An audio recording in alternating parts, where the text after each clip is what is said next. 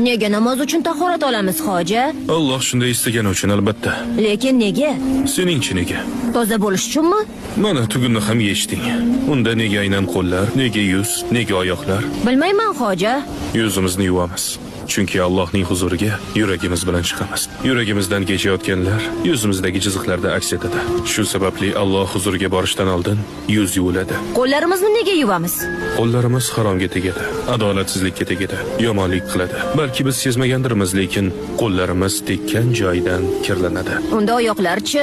Oyoqlar odamlarni olib boradi, to'g'ri yo'lga ham, egri yo'lga ham.